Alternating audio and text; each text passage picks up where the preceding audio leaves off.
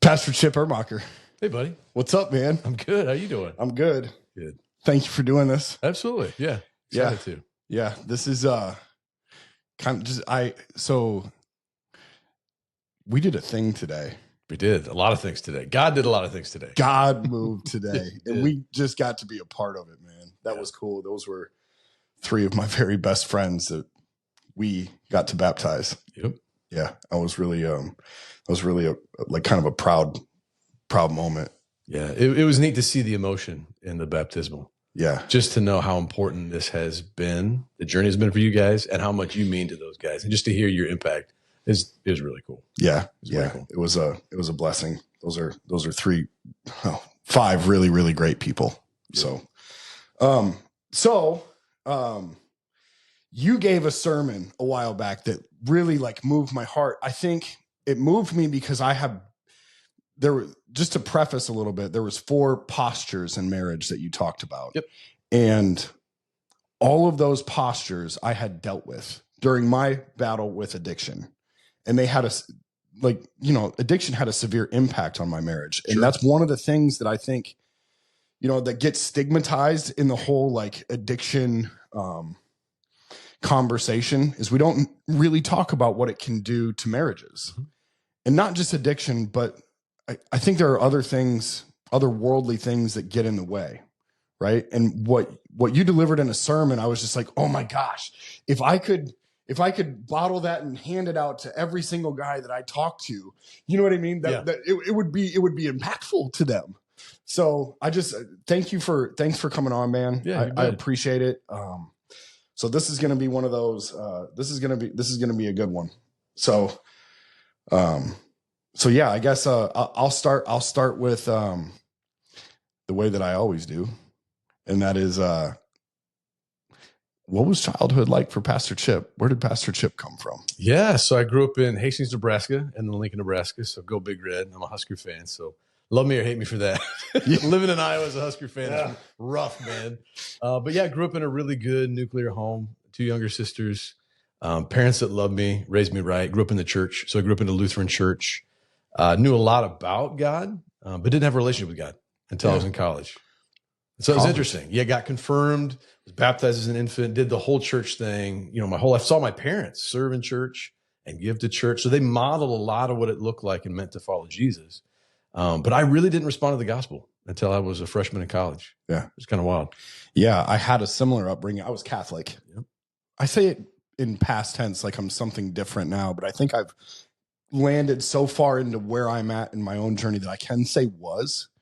And it was like, not to like rag on like the way that I was brought up at all, but it was very ritualistic in terms of like how you like what you had to do during church. You know what I mean? And it was kind of like, okay, I know the move here. You know what I mean? I know when to kneel. I know, the prayers that we say, and Absolutely. I know the hymns that we say. And what page to turn to in the hymnal and all that stuff. Yeah. Yeah. Oh yeah. You got that down. It's like memorized. Yes. Yeah. Same. Yeah. I had the same kind of upbringing. But yeah. I came slow to God as well. Like, I think I probably took a lot longer than what I should have. Sure. Because some things got in the way, but yeah. Go on, man. Yeah. And so I met my wife at 18 and we were freshmen at Hastings College. We both ran cross country and track. So she's from Colorado. I'm from Lincoln. We kind of met in Hastings in the middle, and she had Jesus. And there was a glow and a light about her, man. And it wasn't just her physical beauty. I could tell there was something about her that I was attracted to, and found out after a couple of weeks, like, Jesus is what I was attracted to. I didn't know that at the time. And then I joined a Christian fraternity, which I thought they were like unicorns, man. I didn't know they existed. So I saw these dudes that loved Jesus and weren't weird. And they said, hey, come join our Christian fraternity. And I was like, whatever. You write your name down at like the student fair, first week of school. And I'm like, whatever. And I'll never forget, it was like a Wednesday night. The first Wednesday of school, they showed up at my dorm door and said, hey, you're coming to fraternity meeting. And I was like, what? They're like, you signed up. And I was like, all right, I'm going. Let's go. And I saw these dudes that love Jesus. They're authentic. They're real. They didn't try to have everything perfect and together. And I just saw that they had this life and joy and relationship with Jesus. And I was like, man, I want that. Yeah. Right. And so after a couple months, it was October, gave my life to Jesus at a fraternity meeting on a Wednesday night. A pastor spoke. I don't even remember what he talked about. But man, I was cut to the heart. I was convicted. Yeah. I remember bawling on my knees on the floor, asking Jesus to come in and save me and be the Lord of my life. And man, life has been different ever since that moment. Yeah. Yeah. It's attractive when you see it from the outside looking in. Absolutely. I was hanging out at my buddy's barber shop the other day, and one of the guys in there were like similar in terms of like how sober we are. And he was like, when I left, my barber goes, "Hey Nick, you know what he asked me?" He said, why is he so happy? Yeah. And my barber goes, "Hey dude, that's God." Yep. It was the truest statement I'd ever heard. Absolutely. Yeah. And I never go back and I never walk around and I'm like, I'm happy because of God. I'm just happy. Yep. You know what I mean? I'm like, I'm full of life, but it's attractive. Absolutely. Yeah. Absolutely. Yeah. Yeah. And it's wild. Proposed to my wife that next summer at 19. We got married at 20. So I always tell people my wife's the best college roommate I ever had. We spent junior and senior year married, and we were that married couple on campus, and we got to be this example to other people. And it's awesome how many couples that were dating would be like, "Hey, can we hang out with you guys?" We're like, "Sure." Like, what's going on? They're like, "Well, you're like married and following Jesus and do it." Like, we want to know how to do what you're doing. And so it's just kind of cool, the testimony that we were able to have in college is being like the married couple on campus. Yeah. You know, that's awesome. It's kind of wild. That's awesome. Yeah. Cool. Yeah. So when did you decide that your path was going to take another, like that your path with Jesus was going to be to do what you're doing today? It's been a long, winding journey. Yeah. To be where I am now. So I was going to be a coach and a science teacher. Like that was my thing. I had so many good teachers growing up, a lot of good coaches through sports. And I was like, I want that kind of influence into people's lives. Yep. So I wanted to be a teacher. And as soon as I stepped up with faith and I trusted in Jesus, it was like God instantly called me to ministry in this way that I couldn't even explain. And people around me thought I lost my mind because I'm following Jesus. I'm talking about marrying this girl. I'm talking about being a pastor. And people are just like, what happened to you? It's like an atom bomb went off in my life, you know? Yeah. But I'd always felt like, gosh, I want to influence people the way my teachers and coaches influenced me. Yeah. And then as soon as I trusted Jesus and started following him, it was like, wait, I can do that for people in faith. I can do that for Jesus, not just in an educational setting or coaching setting, but like in a ministry setting. And for me, it was confusing because I never really considered that. And my image of what a pastor was a dude that wore a big white robe on Sunday, right? Wore the robe and the stoles, kind of was holier than thou. Mm-hmm. Like this is my image of pastoral ministry. And I'm like, well, I can't do that. And I was terrible at public speaking. And so I was like, well, I can't do that, right? You were terrible at public speaking? I had never, I literally was petrified of public speaking back in the day, which is kind of weird to think about now, right? Yeah. But my 18-year-old, 19-year-old self was like, I can't do that. And so I started putting all these things in front of God, like, I can't do this. I can't do that. I don't want to wear a white robe. I don't want to just be doing hospital visits all day. Like, that's not what I want to do. Mm-hmm. And slowly over time, people are like, well, there's a lot you can do in ministry. Like, you could be a youth pastor. You could be a Christian counselor. You can go into psychology. Like, there's all these different things that you could do. And so I just began to pray, Lord, show me what you want me to do, you know? And I started to get in some direction. I volunteered for Campus Life, working with middle school. That was my first volunteer ministry gig. Yeah. Crazy. Working with 6th and 7th and 8th graders, but it was awesome. I loved it. And God blessed it. So I was like, well, maybe youth ministry. And then I started dipping into psychology and counseling. I was like, maybe I want to be a Christian counselor. And then I got to speak a few times at chapel. And I thought, well, maybe pastoral ministry is the way to go. And it's really cool because over the last, 20 years, I've been able to do all those things. I was a youth pastor. I was a family counselor at a treatment center. And now I've been a pastor at Prairie Lakes Church for 15 years. So I've been able to do all of them. And God has kind of slowly brought me each step of the way to where he wanted me to be. Yeah. You know? It's kind of wild. Man, that's incredible. Yeah.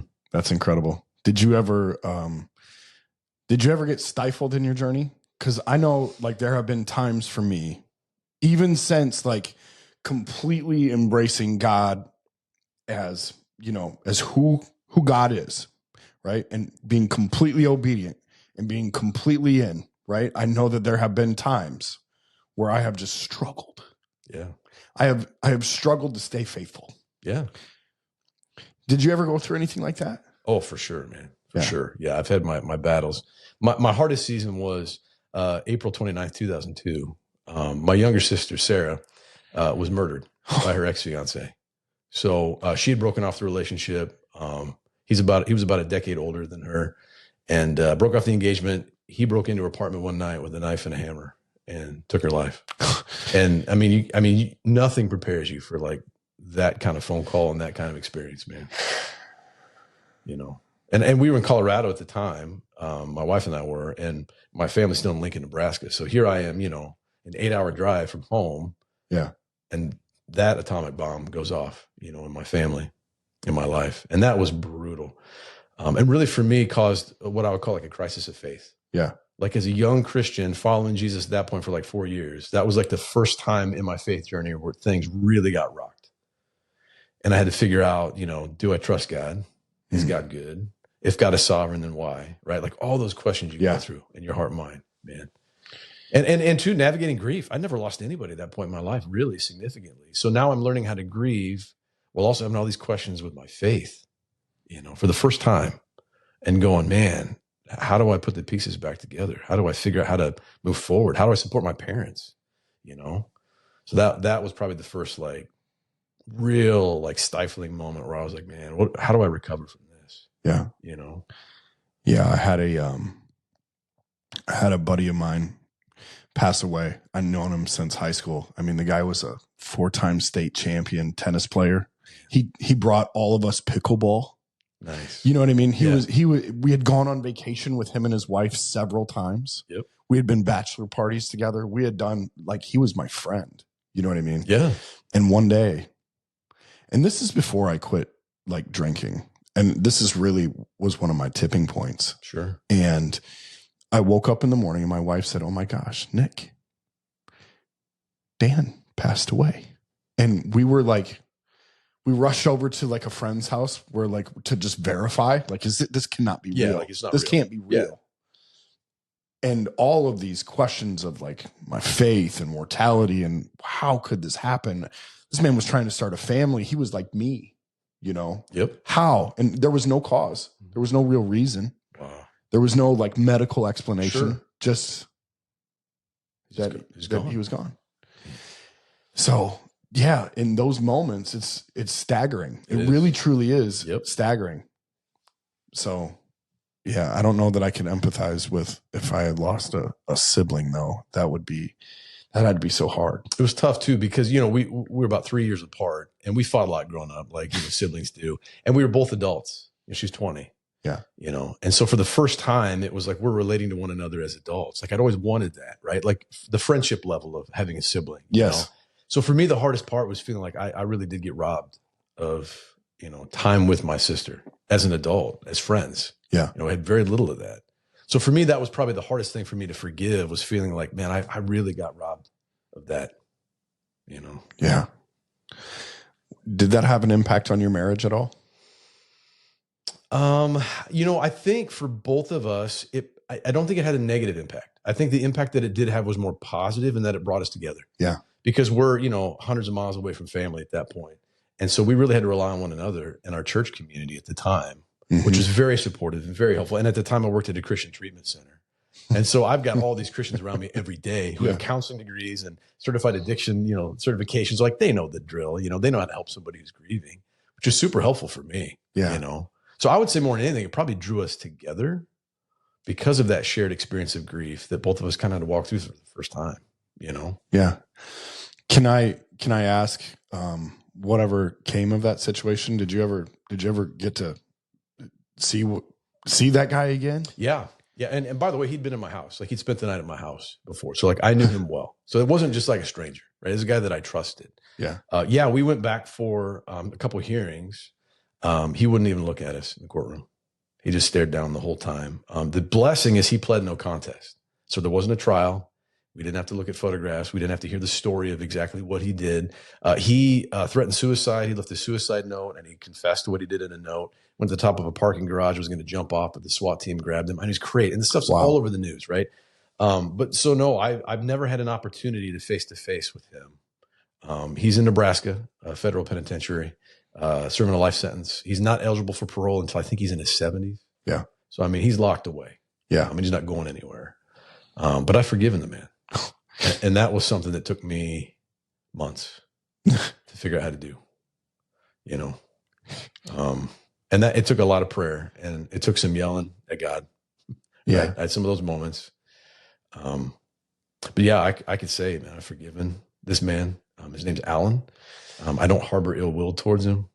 I'm free from, carrying that stuff around. But it took a while for me to get there. Yeah, I'm sure it did. Wow. Forgiven. Yeah. You know, somebody once told me that forgiveness is not for the other person. It's for yourself. Absolutely. Yeah. Because you can forgive a person even if they're not sorry, right? You can forgive a person who's never apologized to you, because forgiveness is not up to them. It's up to you. Yeah. Right. And it's your job to be obedient to Jesus and say, I'm going to forgive the way the Lord's forgiven me. You know, not 7 times. 77 times. Yeah. Hundreds and hundreds of times. Yeah. You know, and anything. God doesn't put a qualifier on forgiveness. Right? It doesn't say forgive if or forgive when. It just says forgive as the Lord and Christ has forgiven you. Wow. Okay. Well, I've got to do that. Easier said than done. Yeah. Right. Yeah. You got to find the room in your heart to do that, or figure out how to do that. That's an incredible thing that you went through. Yeah. It has, and really did shape my ministry, because I started a degree in counseling not long after that. Okay. Because it was like, okay, I want to figure out how to help people navigate through what I just walked through. Yeah. Right. Because I was helped so much by people that I was like, man, I want to dedicate part of my life to helping people walk through similar things, whether that's in ministry or outside of ministry. Yeah. Right. Yeah. So so the counseling. Yeah. So when did you get into the marriage side of it all? Sort of accidentally. Yeah. I got my master's degree in 2005 from Liberty University in counseling. Yeah. And shortly after, got a job at a Lutheran church, actually my home church in Lincoln, Nebraska, that I grew up in, Lutheran church, as a youth pastor, because they never had a youth program before. And so they wanted to start a youth program. And me growing up there, I missed the gospel and I missed Jesus. Even though I was confirmed and went through all the steps, I was like, man, I'm going to go back to that church, start a ministry so that all those kids hear the gospel. So all those kids have an opportunity to respond to Jesus before they get confirmed, that they can actually answer the question, who is Jesus? Yeah. And am I saved? And am I going to heaven? And all those, just that's what's important, right? Yes. And while I was there, the church, the senior pastor there, great man, Greg Olson, faithful man of God, a great leader, kept handing me more responsibility. He's like, hey, you got a counseling degree. Why don't you do premarital counseling here? And I was like, all of it? And he's like, yes. So I said, what do I do? And he's like, figure out what you want to do. Put together a program and do all the premarital counseling for all of our couples getting married at our church. And it's a big Lutheran church. And I was like, all right.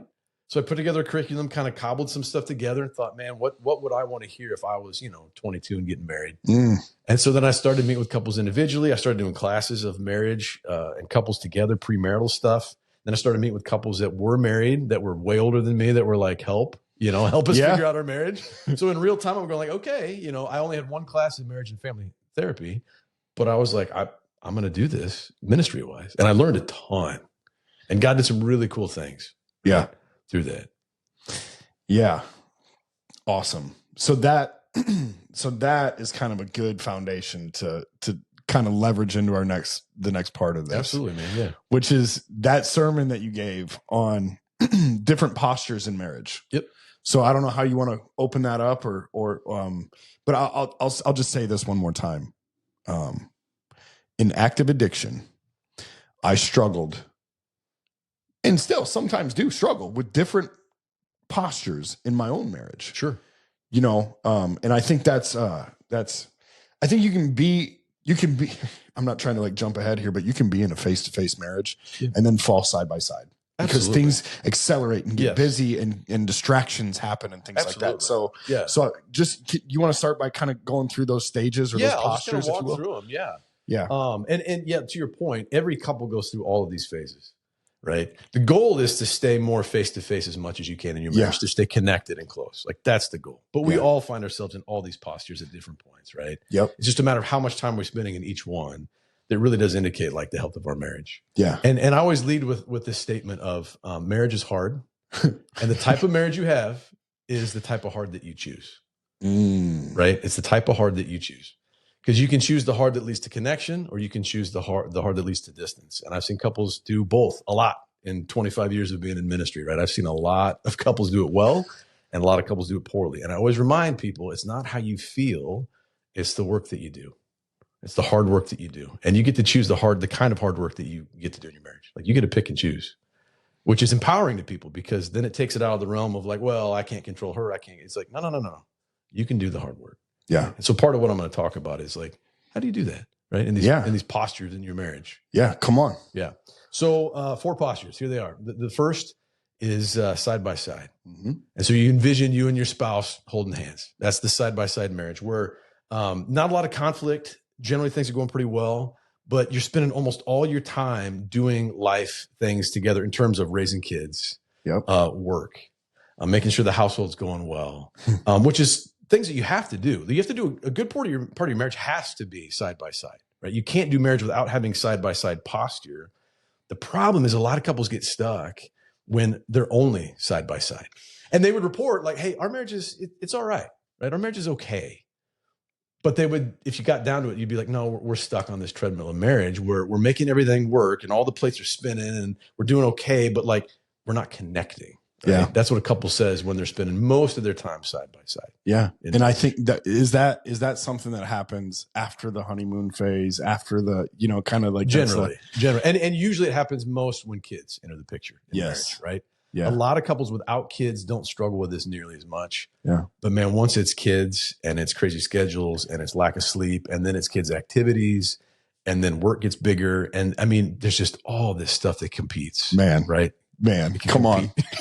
You know exactly what I'm talking about. I do. Yeah. I do. My wife and I, we are in a very face-to-face marriage at this point, but we have the rhythms of everything you just get used to the trend. Right. I think you said the treadmill, but like, I look at it as a trend, like here we're in this groove, right? Everything is good in this groove. If we go outside this groove, or if we play around with what's outside of this groove, we could get this off track. Right. And I feel like we try to stay in these grooves so everything stays like copacetic.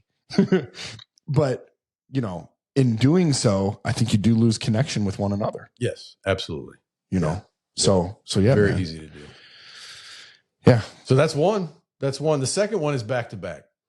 And this is where you're squaring off with your spouse. So you picture the Western when you're back to back and you walk 10 paces, turn around, and try to shoot at each other. A lot of couples, man, end up back to back. Is it, so yeah. And I think one of the things that happens in that back to back stage is like kind of condemning one another or projecting on one another.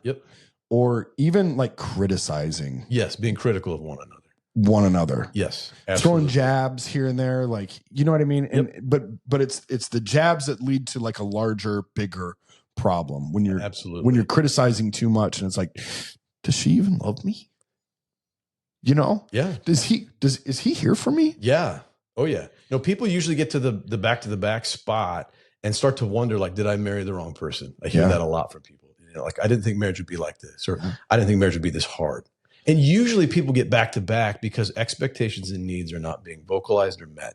And so people just assume, right? Like, well, he doesn't love me or she doesn't love me. And it's like, well, that's usually not the case. That's usually a projection. Yeah. It's usually needs and values aren't being met. That's an inward thought being projected onto your partner. Absolutely. That you don't know the real answer to that. Correct. And a lot of couples get stuck in back to back because they don't know how to fight fair. Yeah. They don't know how to do conflict. And they really know how to push each other's buttons and hurt one another. And so they just lob grenades. And it's back to back where it's like, we can't face each other because there's a pile of hurt. There's a pile of rocks and we don't know how to work through that. Right. Yeah. And so a lot of couples stay in that spot because they don't have the tools. They don't feel equipped to heal and mend and work on the communication or the expectations or whatever's causing them to get back to back. Yeah. Right? Yeah.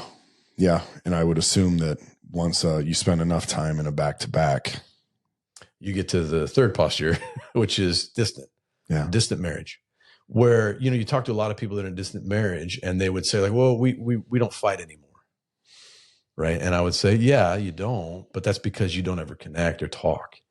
And I talk to a lot of couples, and this happens a lot, honestly, to couples that are a little bit older, a little bit more seasoned. It happens a lot when kids leave the house and they had a child-centered marriage. Really? Yeah. And now couples, like, I've heard a lot of stories when I sit with couples of, she's sleeping in the bedroom, he's sleeping downstairs. Yeah. And there's no date nights. People looking from the outside in would say, well, they're doing okay. I mean, they're together. But they're so distant, they don't even fight anymore. It's like two ships in the night. It's like roommates. Yeah. It's like all the commonality is gone. Yep. And for a lot of them, they have there's no hope of change, because for a lot of couples that are in distant marriages, it's been that way for a while. And there's kind of this like pervasive hopelessness and a lot of Christian couples are like, well, I know divorce isn't God's will, so I'm not going to go down that road. Right. But they don't do anything to really work on it. And they just stay distant for a while until something causes it to completely break. Explode. Yeah. And sometimes the distant marriages, there has been some significant, either like infidelity. There's been some significant hurt, an addiction to pornography or something that happened where that thing happened and it broke the marriage. And rather than work on it, they kind of swept under the rug and just said, we're just going to kind of have this distant marriage. It's coexistence, and it's rough, man. I've been in my office a lot with couples and just heard these stories and gone, you feel for them and you empathize because you're like, yeah, I've experienced some of that in my marriage. And I would go like, but man, look what Jesus can do. And God can change. Yeah, the gospel says there's hope. And so like, you don't have to stay stuck in this disconnected, unfulfilling, broken marriage. You don't have to stay there, Yeah. So what do you do? What's the prescription? In that situation, I prescribe counseling first and foremost. Yeah. To say, hey, you got to address the things that are there. And so part of what I tell couples is you got to bring it to the light. Bring it out in the light. Whatever it is that caused a relational break in your marriage. And for a lot of them, it's like 10 years, 15 years ago. I mean, it's stuff that like is way under the rug. Yeah. But I tell them, you got to bring it out. And they think it's like statute of limitations has passed. Yeah, they're like, we're good. Well, I'm no longer guilty of that anymore. Yeah. Oh yeah. But there's still a ton of hurt. There's resentment is the word I would use. Yes. And once resentment builds up, there is this, I would almost describe it as like hate towards the spouse. And they wouldn't describe it that way, but that's really what resentment is. It's like this built up unforgiveness and bitterness, right? And a lot of us have experienced some of that in our marriage, even if it's just for like a day or a week. We know how toxic that resentment feels. When all of a sudden our lens of viewing our spouse is not Christ's lens and it's not Christ's likeness, but it's they've wounded me, they've wronged me. And so I've got this pent up, built up thing against them. Yeah. And then it all becomes about, my needs versus their needs. And it gets messy real quick. Yeah. Yeah. I've seen you would not believe the amount of people that I talk to one-on-one that will bring that to me and say, hey, like this happened and this happened and this happened. And she just doesn't see it my way. Yep. She can't see it from my perspective. I'm like, hey, have you like set expectations or at least given her what your perspective is? Yep. Oh yeah, I try, but then I just get shut down. Okay. All right. Yeah. But like, have you brought those? One of the best things that my wife and I ever did is go to couples counseling. Amen. There you go. And I'm not kidding. It's, and I am not afraid to say that because it strengthened our marriage so much. Absolutely. It allowed us to actually process things that we didn't even know were hurting us. So yeah, I think counseling is it's like huge. It's so good for your marriage. My wife and I have done a 3-day marriage intensive. Yeah. We did it 5 years ago and life-changing. I mean, at that point we've been married for 20 years. And to your point, you learn things in those times and you're just like, oh my goodness, had I known that, I'd be operating differently, but you just uncover things because man, life does stuff.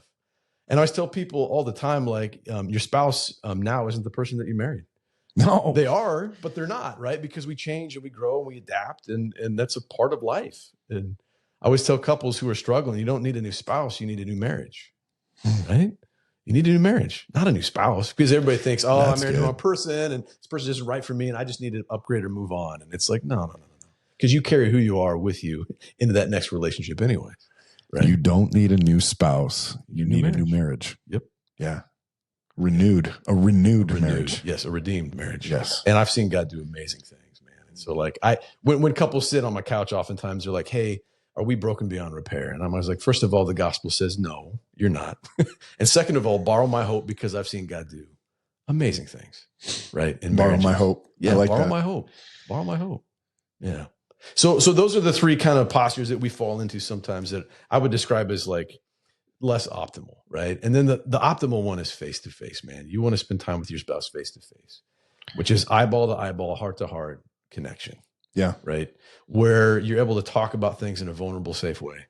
We're able to pursue Jesus together. We're able to talk about repentance and forgiveness. And when there's this beautiful, like mutual submission in marriage of trying to outdo one another and submitting to Christ and to one another. And I've never experienced a bad marriage when a husband and wife are trying to outdo one another in love. ever. It like doesn't exist. Yeah. Right. Does Your heart not is exist. literally overflowing with love. Or it's just like, and people hear that. You're pouring in. That's exactly right. And people hear that and they're like, oh, come on. Like, marriage can't be like that. And I'm like, no, it absolutely can be like that. Can marriage be like that all the time? No. Right. But man, when you're regularly having face-to-face posture with your spouse and you're connecting on a heart level, God does just amazing things. And you can have the type of marriage that you go, I never thought this was possible.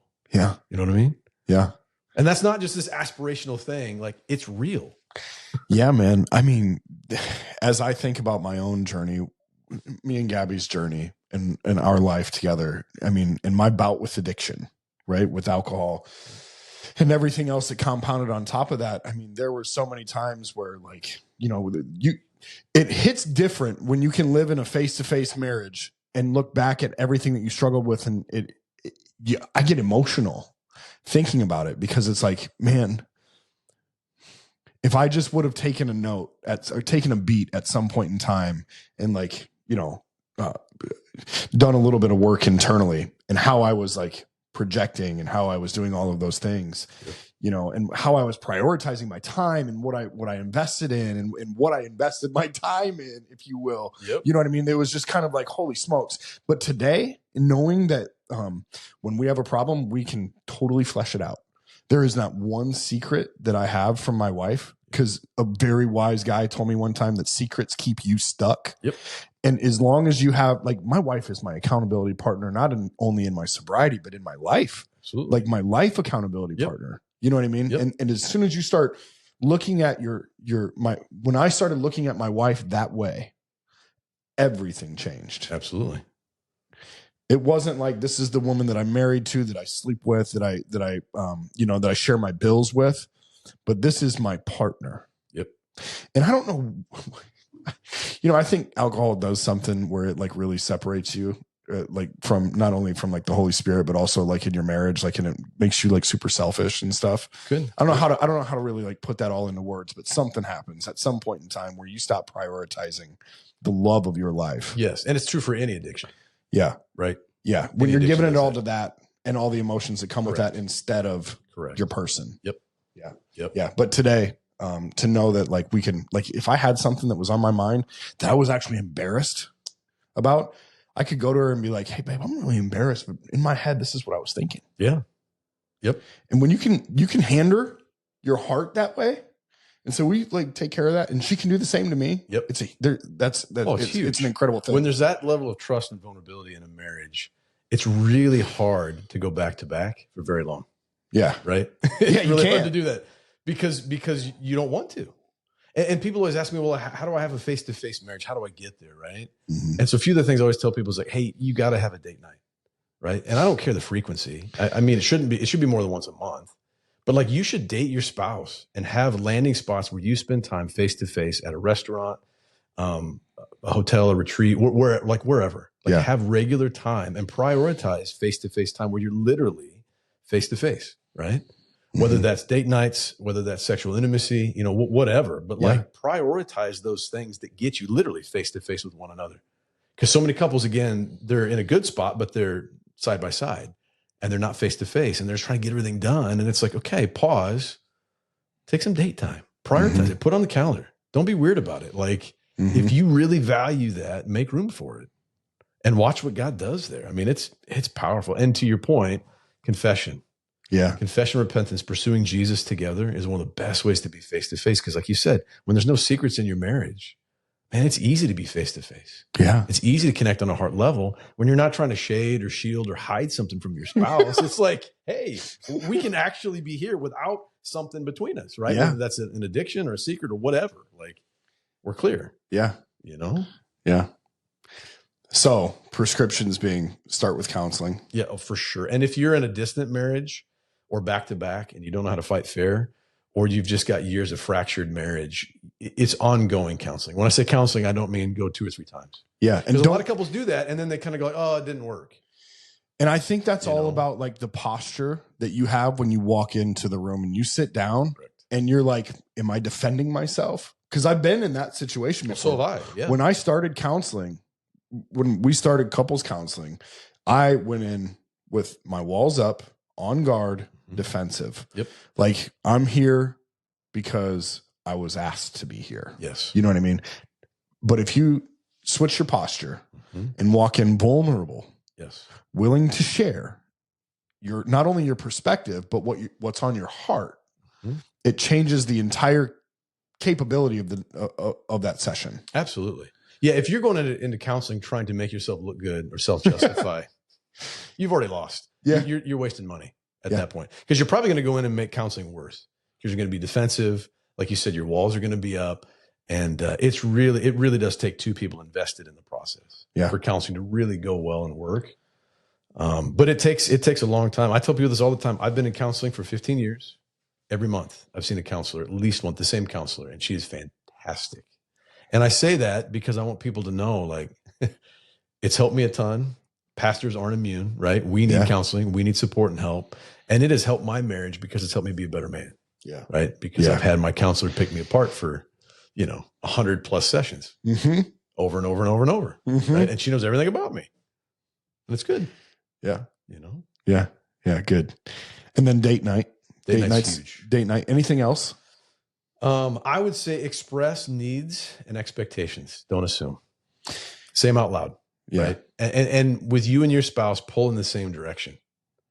You'd be amazed how many couples just kind of resign themselves to, like, well, we're just different. We have different values.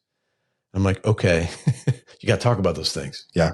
Because otherwise you start pulling different directions. And that's when you get back to back a lot. When it's like, we're not on the same page. Yeah. When we say we're going to agree to disagree, but we don't really. Right. Yeah. So, like, you have to be very clear about, here's my values. Here's my expectations. Here's where we're going. Here's where we're pulling. And it's got to be Jesus first. Yeah. Got to pursue Jesus together. A really wise guy told me one time, he said, all conflict comes from unmet expectations. That's exactly right. And I was like, why did it take me so long? Yeah. Why didn't someone tell me that when I was like 14? Yeah. Like, come on. Like, that would have saved me a lot of grief. Like, dude. Yeah. You mean if I just talk about stuff and what my expectations are, people can actually live up to them, or like, or attempt to, or if I know what other people's expectations are of me, I could try to live up to them and give it like a really good effort. Absolutely. And even if I fall short, then at least we can have a conversation about it. And you can always have a conversation about values. Yeah. I tell people this with politics all the time, where they start getting knotted up about this person's politics and that person's politics. And I said, stop talking about parties.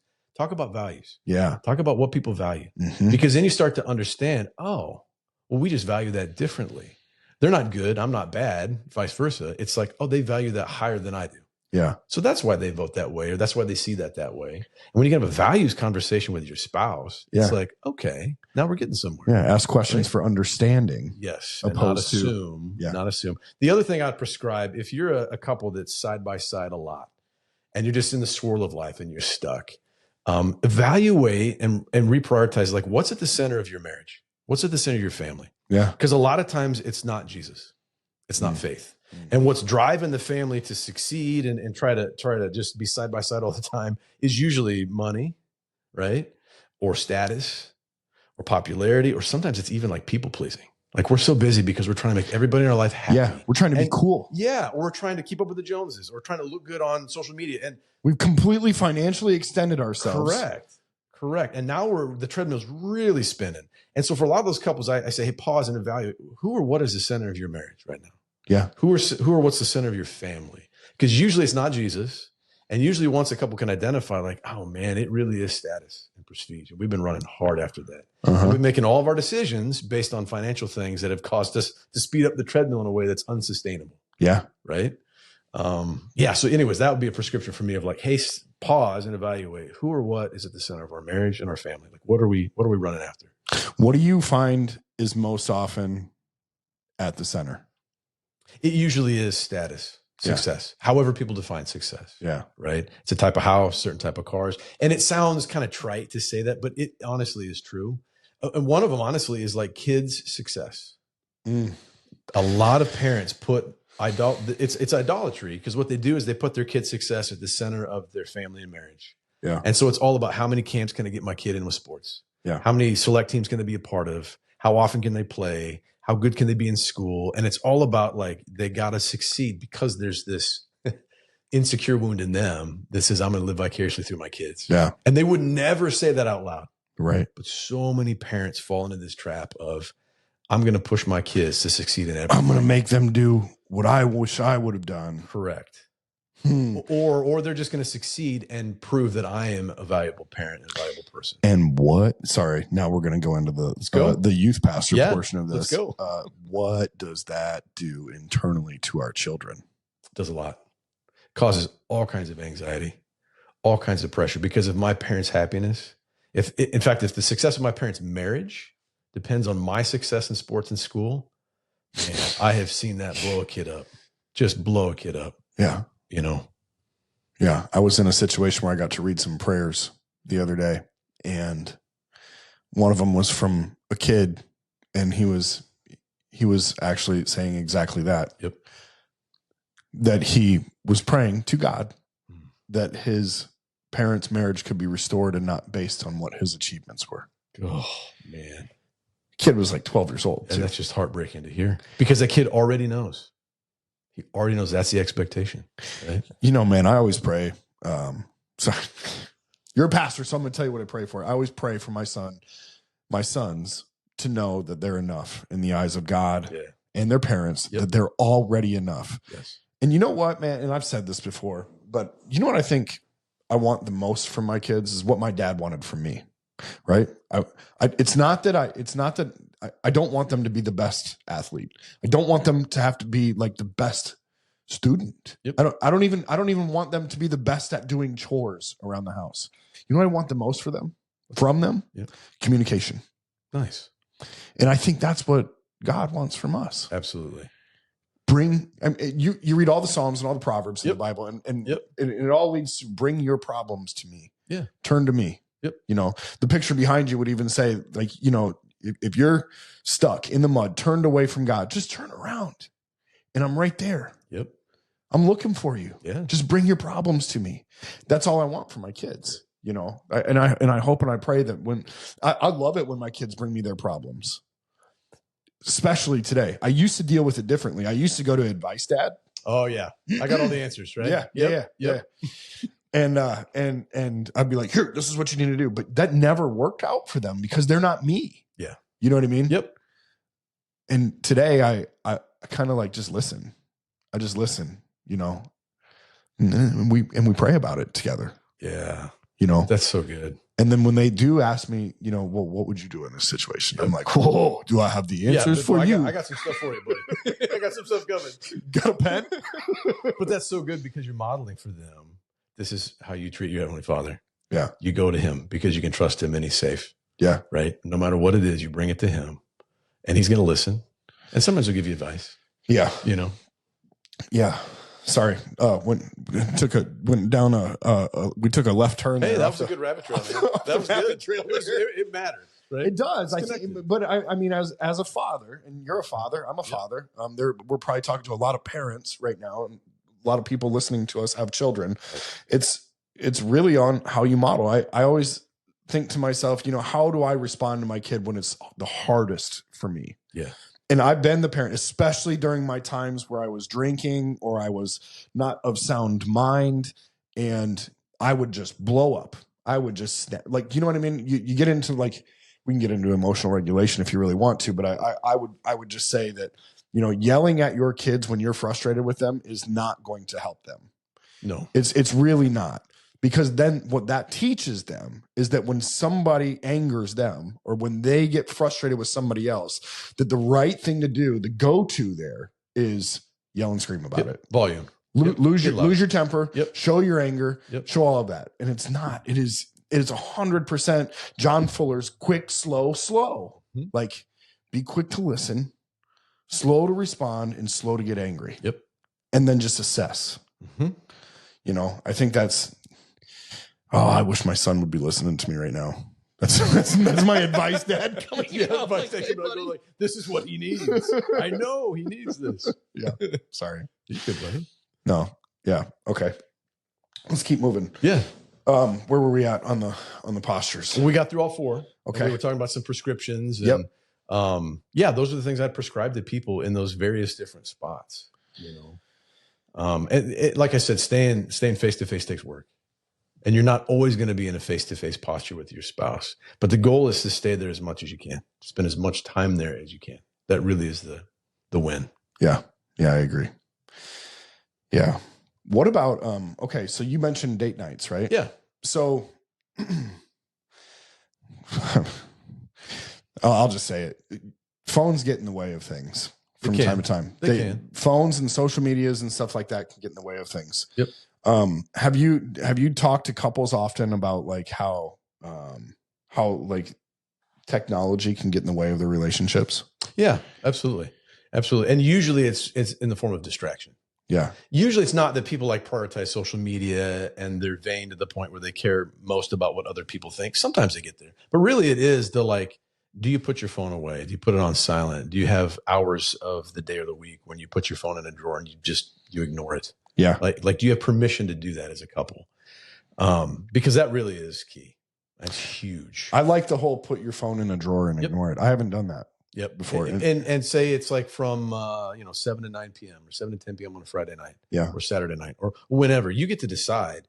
But really there should be times when the phone is physically not in your pocket, the watch is off, right? The computers are closed, whatever, because then it's just distraction free. And I know for a lot of couples that hear that and they're like, that sounds really intimidating because the phone is what I use as my pacifier to like help negate conflict or awkward moments with my spouse. And I'm like, I would say that's exactly the problem. Yeah. Right. That's what we're trying to do. That's what we're trying to do is trying to get rid of that. And I try to model that. I don't have social media at all. I hopped off Twitter during 2020 COVID election. I was like, I'm out. I got off Facebook about a year later and just said sayonara. Which is weird because, I'm a pastor of a big church. Yeah. So there's a lot of people that like used to get a hold of me on Facebook that don't anymore. Yeah. But they've got other means to get a hold of me. But part of what I wanted to communicate to people and to my wife especially is that like, I'm not always available. Right. I'm always accessible. People know how to get a hold of me, but I'm not always available. Yeah. And as a pastor, it's hard sometimes because I want to serve people well and love people well. But just to be a good Christ follower and a good husband, I can't be available all the time. I just can't. Right. And so I just said, I'm not gonna be on social media. And at first it was hard. At first it was weird. Yeah.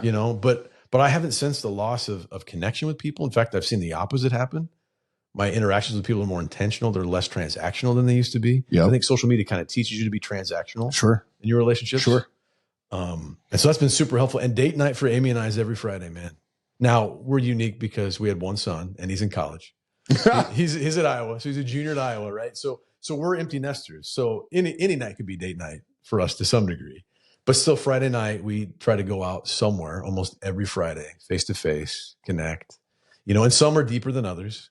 And sometimes it feels routine. So sometimes you got to mix it up, but I try to model for people that I meet with who I say like, hey, take a date night. I want to make sure that I'm modeling that and doing that almost every week. Yep. And it looks different for everybody. But yeah, social media, put your phone in the drawer. Yeah. Put limits around technology, like that's huge. Hit that do not disturb button. Correct. It's there for a reason. Yeah. Turn it off. Let it go. Let it go. But talk about it as a couple, establish some ground rules and follow through. Yeah. I had to turn the notifications off on all my social medias. Yep. And then I buried them also, like in the folders in the back of the phone. Friction, right? Create friction. I really did because, like, there was at some point, I don't know, it's been the last few months, but it's like, man, every time that I get bored, and it's not even when I'm bored, anytime that like I'm doing something, I'm like, I don't want to be doing this. I open it up and I open Instagram or I open Facebook, and then you get into like, and you don't know what has happened on social media because you're not on it anymore. Yeah, no. But in the last year, I feel like the reels and like the videos that you can just scroll through have become like, they're all over the place. Oh, for sure. You can't go more than a block on your phone without like some type of like video that's dialed to what your personality is shows up in front of you. Yeah. And some of it's even really good content. Great content. Sermon clips. Yes. It's counseling tips. I mean, there's all kinds of stuff that's good. Yes. So it's not even stuff that's like inappropriate or like sideways. It's like, it's just stuff. Yeah. It's content. I've curated,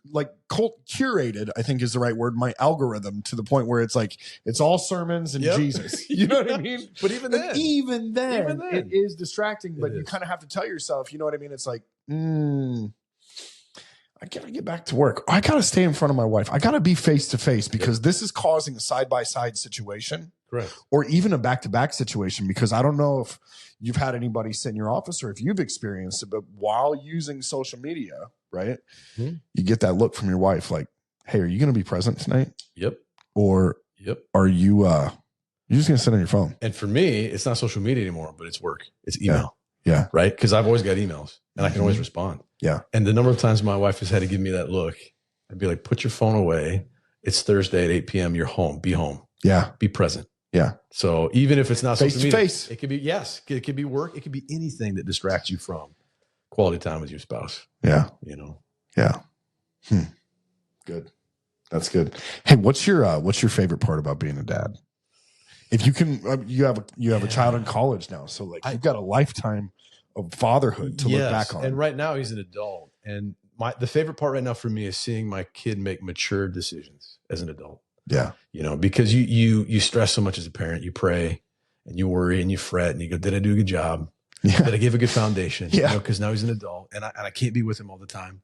And there's that loss of control. And like, I hope he's doing well. So when I see him, you know, make the dean's list in college, when I see him treat his girlfriend well, when I see him make mature, responsible decisions, I go like, okay, that is so stinking cool. And it's kind of always been that way as a dad through different phases of raising my son where age appropriate to see him take good steps and be mature and succeed. You go like, okay, God bless me. I did some stuff right. Yeah. Like, you know, to me, that's one of the best parts of being a dad. And honestly, I would say this too, man, as a pastor, having a son that doesn't resent the church, having a son that doesn't resent God, having a son that didn't feel like God pulled my dad away from me and my family. Yeah. Like I've got a kid that doesn't think or say those things. So for my that makes my dad heart as a pastor really, really happy. It makes my heart sing. Yeah. Yeah. That's really, really good. What's your happiest memory with him? Happiest memory with my kid. Gosh, that is tough. I think one of my happiest memories is I love to fish. He does not. Yeah. So Memorial Day, it was 2020. Memorial Day is COVID. Memorial Day. I remember this. We went fishing. And he caught some fish, and I kind of taught him how, because he never really wanted to learn as a kid.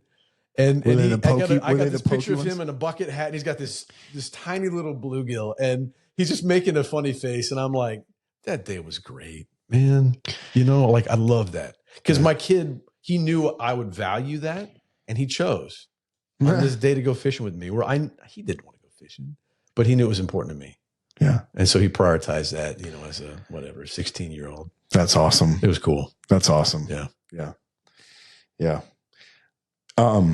Okay. Outside of the prescriptions you've written, what advice would you give couples that are like, if you could give them one piece of advice and they're on the brink of divorce, right? Or they're on the brink of like, gosh, dang it, this is not going how I wanted it. Or I'm about to stir up a fight because I am tired of this. Yep. If you could intervene in that moment, what would you say? I would say pray for your spouse. Yeah. And try to pray with your spouse. Yeah. But pray for them first. And I can't remember when this got implanted in my heart, but it was probably about 20 years ago. I was complaining to somebody about my wife. Probably shouldn't have been doing that to begin with, right? Right. Somebody I trusted. And they said, hey, have you prayed for her? And it was so arresting because it was like, no, I haven't. And I should. And the guy I was talking to said, hey, God, by the power of his Holy Spirit, can do more than you ever could by trying to talk to your wife or convince her of something. And if you're at odds with your spouse and you don't see eye to eye, the best thing you can do is pray. If you're at a crisis point in your marriage, the best thing that you can do is pray. It's really hard to be angry or treat somebody poorly when you're praying for them. Yeah, it's like it's hard to sin when you're worshiping. Correct. Right. And so when you are able to say, I'm going to pray for my spouse, and then hopefully I'm going to pray with my spouse. And if you can't pray with your spouse, it's okay, but pray for them constantly. That kind of curtails into my next question. What if your spouse isn't a believer? What if your spouse isn't? And I know you'd go to Corinthians and say, don't yoke yourself to people. Yeah. But Don't pull the ripcord. Yeah. But if they are further away from God and they're not comfortable with that, what do you do? Praying together? Yeah. I still pray for them. Yeah. Pray for them as much as you can. because God can change their heart in an instant. Yeah. And God will change your heart as you pray. Yeah. That's the other thing. God aligns your heart with his when you pray. Yes. Right. Yeah. And that's not just the trite Christian answer. Like, I have seen that work in my own marriage. I've seen that work in other marriages too, where no matter what the situation is, you can always pray. And some people are like, well, it's like the last resort. And I'm like, that's the first thing you should do in your marriage is pray. Yeah. Pray for your spouse. And so that's a part of my morning prayer routine with my wife is pray every morning for my wife. Pray every morning for my kid. It has worked wonders in my marriage. Yep. When you can put your hand on her shoulder and bow your heads together and just say, God, this is what we're looking for. I mean, that's one of the most powerful things you can hear your spouse do is come before the Father. Yeah. On your behalf. Yeah. Oh my goodness. Yeah. Yeah. Cool. Any other words of advice for us? Don't wait till it's too late. If I could give other couples a piece of advice, is if you're struggling now, seek help. Pull the ripcord. Don't think that some things are magically going to get better. Don't pretend that the problems don't exist. Don't try to strength up and try to power through it on your own. You need help. If you need help, ask for help. Yeah. Right? A pastor, a counselor, both. Don't be ashamed. Every couple struggles. Ooh. Right? Every marriage couples. Every marriage struggle. And so when you try to hide and bury, it gets worse. Yeah. Yeah. So you've got to pull that ripcord and say, we need help. And I've seen too many couples wait too long.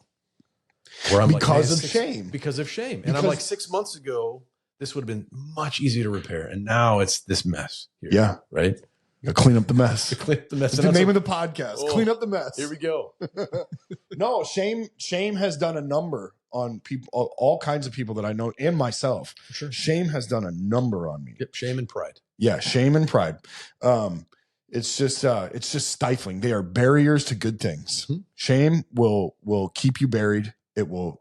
You can't escape it. The only way to deal with shame is to take it to God. Yeah, because shame says I don't deserve good things. Yeah. And pride says I can do it on my own. Yeah. And neither one of those things are true. Somebody told me, one of my buddies that we baptized today told me, he wrote it in our group text. He said, sin is trying to seek happiness without God. Yep. And I thought that was profound. I was like, dude, where did you get that? But I was like, that is profound, because it truly is. If you're really trying to find happiness in things that don't have God connected to them, what are you really looking for? Yeah. Good luck. Yeah. That's sinful. Yep. Yeah. Yeah. Yeah. Awesome. All right. Thank you, Pastor Chip. Absolutely, buddy. This is great. This is fun. Thanks for joining me, man. Absolutely. I appreciate it. Yeah. Thank you. Awesome.